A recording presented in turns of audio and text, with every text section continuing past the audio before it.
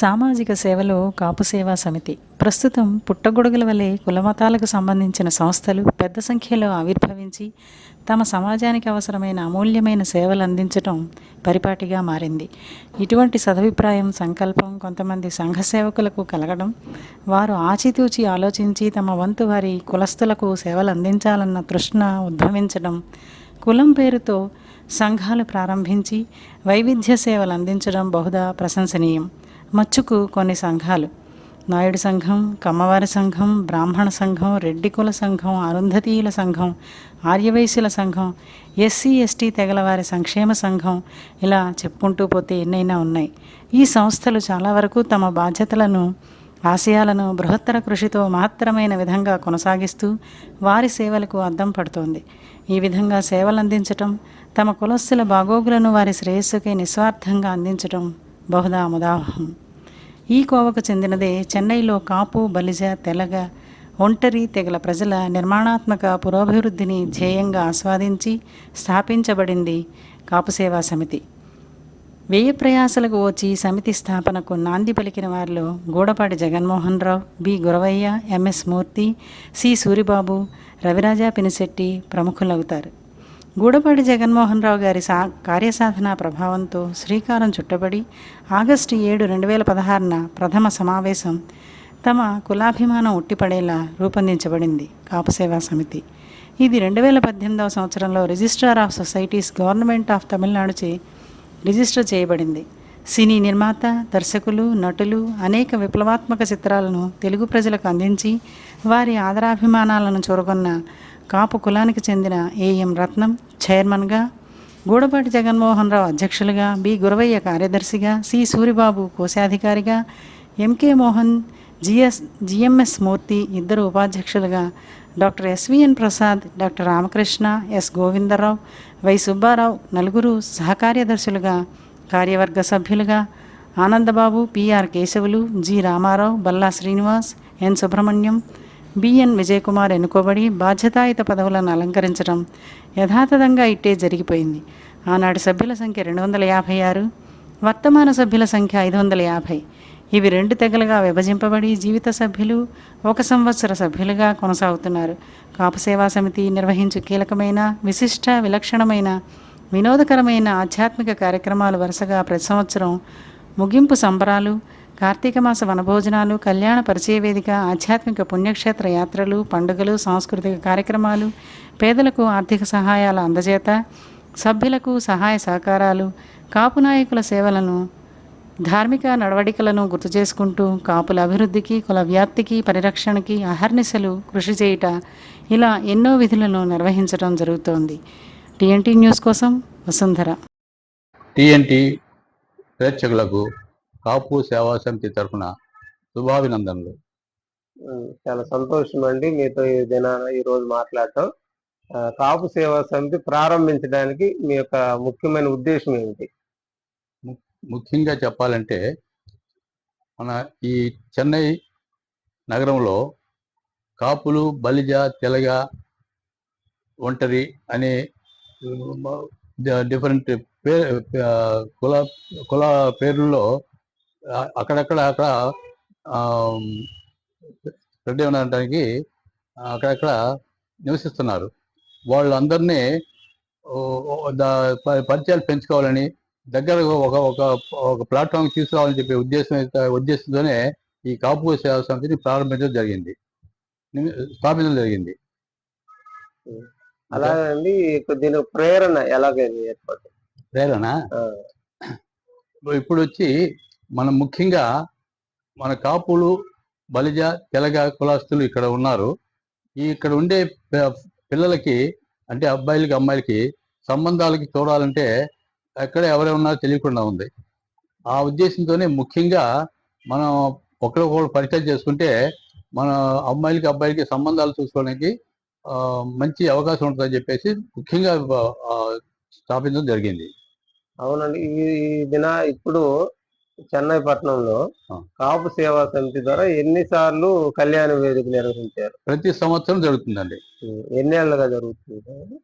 2019 2020 నుంచి జరుగుతుంది. ఇప్పటికి అన్ని జంటలకు వివాహం అయింది మీ యొక్క అది సంస్థ ద్వారా ఒక ఆలోచన ఉంటుంది కదా. లెక్కలు కానీ చాలా వరకు అయ్యిందండి. చాలా సంతోషం. ఎందుకంటే అలాగే ఈ కాపు సేవా సమితి ద్వారా ఆ యొక్క విద్యార్థులకు వాళ్ళ భవిష్యత్తు కోసం మీరు ఎలాంటి ప్రణాళికలు సిద్ధం చేశారు? అవునండి. ఇప్పుడు వచ్చి ప్రతి సంవత్సరం పేద విద్యార్థులకు మెరిటోరియస్ స్టూడెంట్స్, ముఖ్యంగా పేద, ఇంకా దానికి ఏమంటారండి, మెరిటోరియస్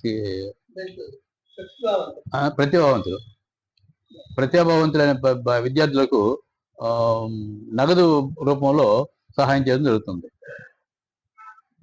సంతోషం. అలాగే ఈ కార్యక్రమాలు మీరు నిర్వహించే సమయంలో అనేక మంది ఈ కాపు దాంట్లో ఎక్కువ మంది పెద్దలు ఉన్నారు కదా, వాళ్ళందరితో మీ దీనికి ఎలాంటి సహకారం అందిస్తున్నారు? మా ప్రతి సంవత్సరం ఒక యానివర్సరీ చేస్తుంటాం. ప్రతి యానివర్సరీకి ఇక్కడ చెన్నైలో ఉండే తెలుగు ప్రముఖులని ఆహ్వానించి వాళ్ళకి సగౌరవంగా గౌరవించి వాళ్ళకి సత్కారం చేసుకుంటూ మా బాధ్యతగా తలుచుకుంటున్నాము. అలాగే ఈ సమితి ద్వారా ఏ కార్యక్రమాలు నిర్వహిస్తుంటారు ప్రతి ఏడాది? కమిటీ ద్వారా చాలా కార్యక్రమాలు జరుగుతున్నాయి. అందులో ముఖ్యంగా చెప్పాలంటే సంక్రాంతి సంబరాలు అంటే పిల్లలకి, పెద్దలకి, ఆడవాళ్ళకి అందరికీ ముగ్గులు, తర్వాత వంటలు, ఇలాంటి కార్యక్రమాలు చేసి వాళ్ళకి తగిన బహుమతులు కూడా ఇష్టం జరుగుతుంటుంది. అది సంవత్సరంలో మొదలు జరిగే ప్రోగ్రాం. తర్వాత మన కాపు కళ్యాణ వేదిక, పరిచయ వేదిక అని చెప్పేసి ప్రతి సంవత్సరం జూన్, జూలై నెలల్లో మనం కండక్ట్ చేస్తుంటాం కాపు కళ్యాణ పరిచయ వేదిక. తర్వాత ఈ ముఖ్యంగా ఆంధ్ర క్లబ్లో ఈ ప్రోగ్రాం జరుగుతుంటుంది. నెక్స్ట్ వచ్చి ఆగస్టులో మాకు ఆగస్టు 2016లో మేము స్థాపించాం. అక్కడి నుంచి ప్రతి సంవత్సరం ఆగస్టులోనే యానివర్సరీ ఫంక్షన్ చేసుకుంటుంటాం. ఈ సంవత్సరం కూడా 11వ తారీఖు చేయాలనుకుంటున్నాం, 11 ఆగస్టు. సరే సార్, మీ ఫ్యూచర్ ప్లాన్ నెక్స్ట్ ఇంకా ఉంది. తర్వాత ప్రతి కార్తీక మాసం రోజు, ప్రతి కార్తీక మాసం ఒక ఆదివారం రోజున వనభోజనాలు కండక్ట్ చేస్తుంటాం. అది మన చెన్నైకి దూరంలో ఉండే ప్రదేశాలకు వెళ్ళి అక్కడ మార్నింగ్ టు ఈవినింగ్ బస్సులో వెళ్ళి అందరికీ మంచి ప్రోగ్రాం అరేంజ్ చేసి ఒక రోజు పూర్తిగా మేము ఫుల్గా ఎంగేజ్ చేస్తాం. భోజనాలు కూడా ఆంధ్ర భోజనాలతో సహా అక్కడే అరేంజ్ చేస్తాం. సరే సార్, ఇప్పుడు మన కాపు సేవా సమితి యొక్క భవిష్యత్తు ప్రణాళికలు అది మాకు కాపు ముఖ్యంగా చెప్పాలంటే ఈ స్టూడెంట్స్కి ఎక్కువ సహాయం చేయాలని మా ఉద్దేశం. స్టూడెంట్స్కి, అన్ని కులాలకి, అదే మాకు ఒక కులం అని కాదు, మంచి మెరిట్ స్టూడెంట్స్ అందరికీ ఏ కులమైనా కానీ పేద విద్యార్థులకు, మెరిటోరియస్ విద్యార్థులకు మేము సహాయం చేయడం మా ఉద్దేశం. అలాగే మ్యాట్రిమోనియల్ పెళ్ళిళ్ళు ప్రతి సంవత్సరం ఇలా కండక్ట్ చేస్తూ మన ఈ కులంలోనే, ఈ చెన్నైలో ఉండే పిల్లలకి అదర్ ప్రదేశాల నుంచి, అంటే బెంగళూరు, హైదరాబాదు, అమెరికా, ఆస్ట్రేలియా నుంచి కూడా సంబంధాలు కుదిర్చి మేము వాళ్ళకి సహాయం చేస్తున్నాం. చాలా సంతోషం అండి. టిఎన్టీ ప్రేక్షకులందరికీ మా ధన్యవాదాలు. టిఎన్టీ న్యూస్ ప్రేక్షకులందరికీ కాపు సేవా సమితి తరపున ధన్యవాదాలు. కాపు సేవా సమితి యొక్క భవిష్యత్ ఉద్దేశాలను తెలియజేయండి. కాపు సేవా సమితి భవిష్యత్తుకు లక్ష్యాలు, ఉద్దేశాలు చాలా ఉన్నాయి. ప్రయత్నం చేస్తూ ఉన్నాము.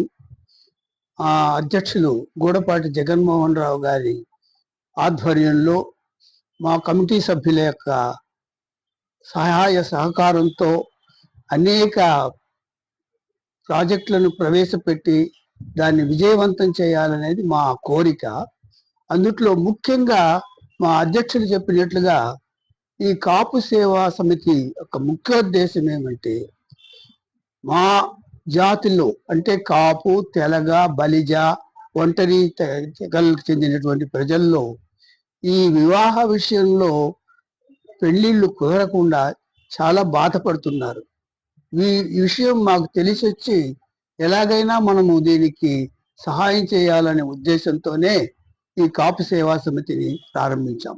దానికి తోడుగా కాపు, బలిజ, తెలగ వీళ్ళకి చెందినటువంటి ఆర్థికంగాను సామాజికంగాను వెనుకబడిన విద్యార్థులకు వీలైనంత సహాయం నగదుగాను లేదా వేరే ఏదైనా సహాయ సహకారాలను అందించాలనేది కూడా మా యొక్క ఒక కోరికగా ఉంది. చేశాము కూడా, చేస్తున్నాము కూడా. అదే విధంగానే తెలుగు వారి సంస్కృతి, తెలుగు సాంప్రదాయాలను కూడా కళల ద్వారా అంటే కల్చరల్ ప్రోగ్రామ్స్ ద్వారా మేము ప్రతి సంవత్సరాది అంటే యానివర్సరీ జరిపేటప్పుడు మేము జరిపిస్తున్నాము. ప్రజలంతా మాకు దానికి మద్దతు ఇచ్చి చాలా బాగుందని తెలుపుతున్నారు. అటువంటి విషయాలను కూడా మేము మా దృష్టిలో ఉంది. దాన్ని కూడా ఇంకా దాన్ని అభివృద్ధి చేసేదానికి అన్నిటికీ మాకు తోడుగా మా అధ్యక్షుల యొక్క సహాయము ఎనలేనిది, చెప్పలేనిది అన్నమాట. కాబట్టి వారి యొక్క సహాయంతో మేము అన్ని పనులను చేయగలము. ఇంతకుముందు మీకు అధ్యక్షులు గారు మా యొక్క ఆశయాలంతా చెప్పారు. మళ్ళా నేను చెప్పడం నాకు ఇష్టం లేదు. వాటిని మేము ఖచ్చితంగా అహోరాత్రులు కష్టపడి బృహత్తర కృషి చేసి దాన్ని అభివృద్ధి చేయాల్సిందే మా ధ్యేయం. అందరికీ, ప్రేక్షకులకు, టిఎన్టీ న్యూస్ యాజమాన్యానికి, మరి బంధుమిత్రులకు అందరికీ కాపు సేవా సమితి తరపున ధన్యవాదాలు.